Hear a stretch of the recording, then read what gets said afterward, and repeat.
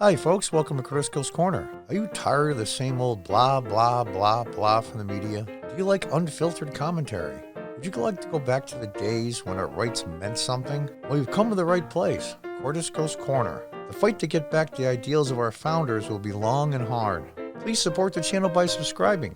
And as always, thank you for your support.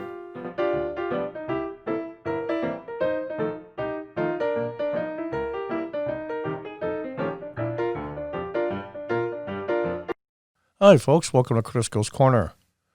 Fox News. Well, I've been using a lot lately. I still watch them. I still watch them at night. I know the ratings are taking they're going right down to crapper. But I think it's just what's the word I'm looking for? It's a interim phase to figure out what the hell they're going to do, I think. Now that Trump is gone, at least for now. And I think all the mainstream media channels are scrambling. Now, in all fairness, Fox hasn't had 95% of their audience, the I Hate Orange Man audience. And that's to their benefit. But CNN and MSNBC are both beating them in the last polls. Now, I haven't seen what polls they were, what individual shows. I still watch Tucker. Tucker is my man. He is the man. He isn't always, I don't always think he's right. Sometimes I think he goes off on tangents. But you know what, though? You can tell sincerely. You can tell he gives a shit. He really and truly does. Call it providence. Call it God intervening. Call it just whatever you want. Just luck. I mean, Tucker Carlson, you would have said 10 years ago, was the voice of a reason against the overwhelming government swamp. Or Donald Trump, a billionaire playboy who's been married 3 times, would be the voice of the people of the middle class, the blue-collar workers, and evangelists. Providence and God works in mysterious ways. I still love Tucker. I love Sean Hannity's passion, even though sometimes he goes too far. I take Sean in smaller doses. And Laura's okay. I mean, she's fine. But I got to tell you, I mean, there's a few. Maria Bartolome I like a lot. And I like Martha McCallum a lot. Bill Hemmer, I think, tries. I think the most even-handed guy is certainly not Chris Wallace. Jesus, I mean, he's living in another time era. I mean, I know you can't be confrontational all the time, but Chris Wallace saying that Biden's inaugural speech was the best inaugural speech he's ever heard. Jesus, you got to be kidding me, right? He's obviously only heard 1 or 2. Anyway, I think the most even-handed of the whole group is Brett Baer. I like Brett. He tries. He really tries to be the old school reporter that's tried to be as even-handed as he can, but show you where you're full of crap when you're full of crap. I think that's refreshing, and I think it's very, very useful to this society. That's what free speech was supposed to be intended for. Anyway, but I digress, but I haven't done Fox in a while, so I thought I'd mention that. Let's get back to the story. Ohio governor signs gun bill expanding stand-your-ground rights by eliminating person's duty to retreat. But Governor Devine said he was disappointed that the law didn't toughen background checks. Now, let's just, before we get into this, I mean, I can see him doing it. It's a lot of the new people in the Ohio legislature were new Republicans. And I think this is an olive branch to him. Not that he needed one. He's a Republican. But I think that he's saying, listen, guys, just because there's some things wrong with this bill doesn't mean I'm going to throw the whole thing out. I'm going to have a show of good faith that you guys are going to fix some of the things I had concerned with in different laws down the road. I think that's exactly what happened, which we should do more of at any level of government. I was a city councilman for 8 years. I mean, I wish we could have fixed a couple odds and ends in some legislation so we'd have to fight all the time, but, it didn't happen that way. And sometimes it did. But I think 95% of it he's thinking is fine. We need to work on the other 5%. So rather than chuck the whole damn thing out, let's pass it and work on what's wrong with it. The odds and ends, I think we need improvement, not what so much was wrong with it, but need improvement. I got a problem with that. And the other premise before I start this article is, just think about this for a minute. You're a legal gun owner, not an illegal schmo or some criminal or some piece of crap. You're a legal, law-abiding gun owner who are the safest with guns of anyone in the country. And you're confronted with a situation where it's life-threatening. Say you're a young mother. You're in your late 20s, early 30s, and you have a small kid or a couple small kids with you. Do you really, really think that when you're confronted and it's a life or death situation and a mother's protecting her children, there's no other instinct in nature that's stronger than a mother protecting her children? Believe me. Good luck with trying to take that away. And here she is confronted. She's going to have to retreat a little bit first with her children before she can use deadly force to protect herself and her children. Bullshit. Just think about that premise for a minute. You anti-gun people, just, try to be reasonable. You have to retreat?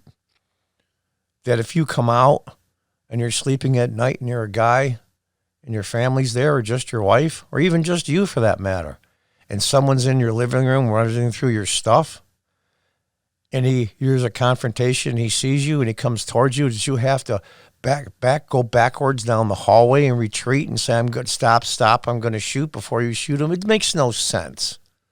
Sorry, but it makes no sense. And on top of that, who the hell's to say that if you don't retreat, even before this law was passed, said, yeah, I told the guy 10 times, man, back off, and he kept coming after me, so I pulled the trigger. So, it was pointless. You have to retreat. The whole thing's stupid. So let's go with that premise before we start this article. And there's nothing to do with gun control. This is just the idiotic things that people put in laws that shouldn't be in there. Governor Mike DeWine has signed a gun rights bill that eliminates a person's duty to retreat before using force, despite previously voicing concerns that some lawmakers were ignoring legislation he proposed following the 2019 mass shooting in Dayton. The Republican governor's most recent measure, which was signed Monday, expands the so-called stand your ground right from an individual's house and car to any place if that person is in a place in which the person lawfully has a right to be there, the legislation states. If you're in a parking lot, an open public parking lot or a private parking lot, so yeah, you might retreat a little bit, but if your kids are there, you're not going to leave them in a car. You're not going to back away and leave your kids there. It's not going to happen. So let's do some practicality here. I think 99,999 times out of 100,000 that a person thinks their life is in danger, and it is in danger, and you draw your weapon legally, you're not going to shoot them right off. You're going to say, stop, I'll blow your ass right now. I'm telling you. Especially, like I said, a mother with her kids.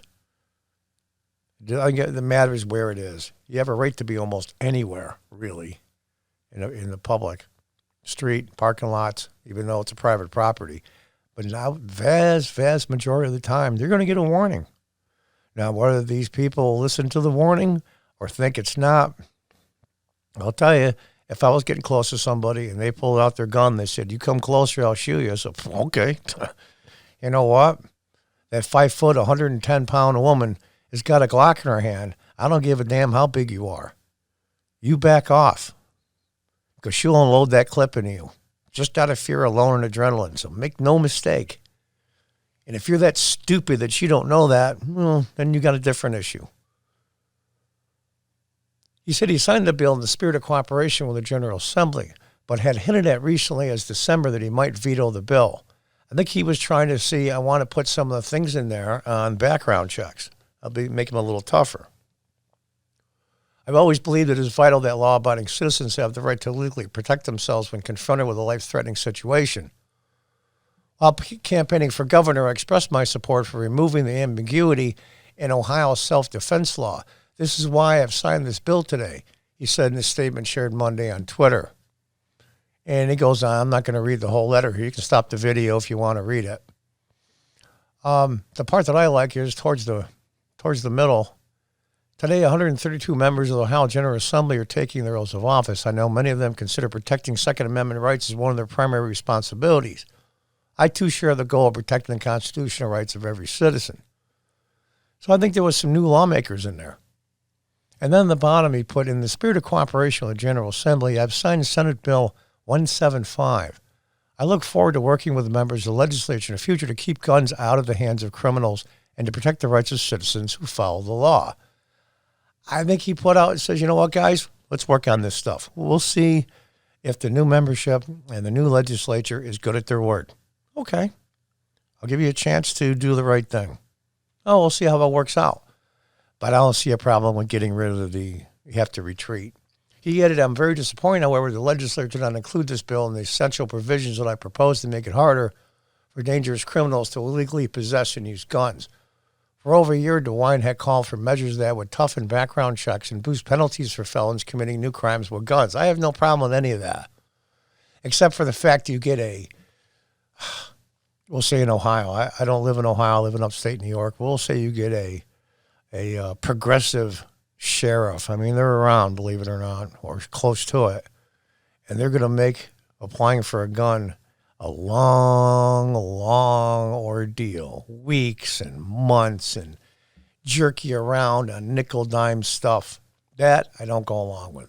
So when they say stricter backgrounds, hopefully won't be an excuse for the local sheriff, whoever you register with, or the local county to jerk you around and make it so you just give up.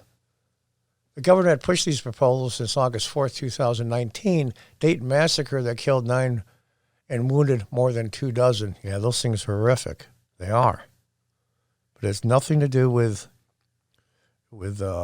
changing illegal gun laws. Responsible gun owners are 99.999% of all legal gun owners. It's just a fact. It's just the way it is. And that's the part that these anti-Second Amendment people don't get. Now, people have asked me on my channel here, I have a small convenience store in upstate New York, whether I have a firearm. And the answer is none of your business. Not to you guys listening, but to those guys thinking that. That's between me and my safety. Nan Whaley, the Democrat, a mayor of Dayton, who is sometimes ally of the governor, said she couldn't express my level of disappointment and accused him of trying to give in to extremists in his own party. I didn't, if they're accurately describing the bill, I don't consider this extremist. Shortly after the Dayton shooting, she and DeWine pledged to work together in a bipartisan effort to change gun laws. Ohio became the 38th state with a similar measure, officials told the Associated Press. Our state needs principled leaders who will stand up for what is right, not what is politically easy, Whaley tweeted. The Buckeye Firearms Association praised the move, saying DeWine kept multiple promises, both publicly and privately, with the association to sign the bill. We are very pleased the governor kept his promise to sign the repeal of Ohio's duty to retreat law that forces victims of violent crime to retreat before they're legally able to defend themselves, said Dan Reich, the group's executive director. Now, here's the thing.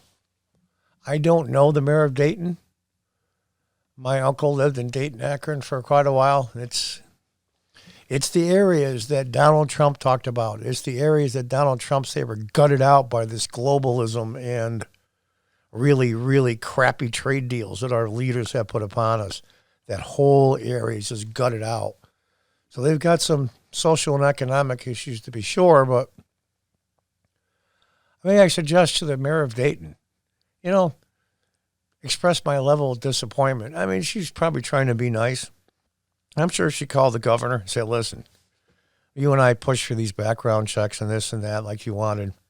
I'm on your side. No more political posturing. Cut the virtue signaling bullshit. If you want to have tougher background checks, I'm with you.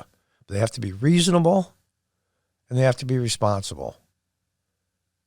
People, like she said, that people have orders of protection or other charges against them prior, or maybe so many years since, or, there's a whole bunch of stuff that maybe put up a red flag and then look at that individual a little closer.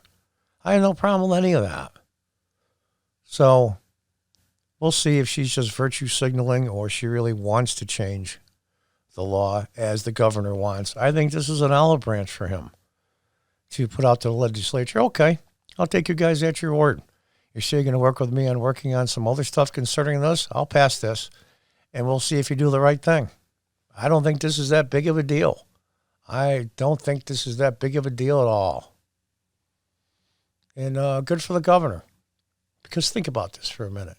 It's absolutely asinine for a law to say you can't use deadly force in protecting yourself unless you retreat. I mean, what's next? You have to verbally say, get back or I'll kill you? I mean, the adrenaline's pumping, man. There's somebody after you that wants to kill you. You're a mother with 2 small children. You don't give a good damn that you've got to say, back off now or I might shoot you.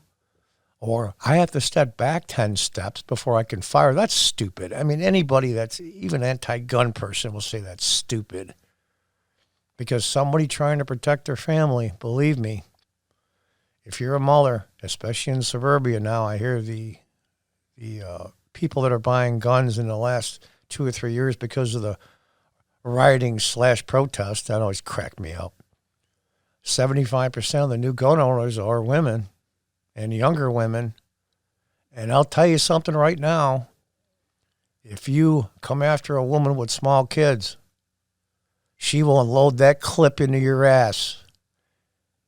And she'll unload the whole clip and make sure you're dead to protect her children. And that's the reality of human beings, and that's the reality of nature.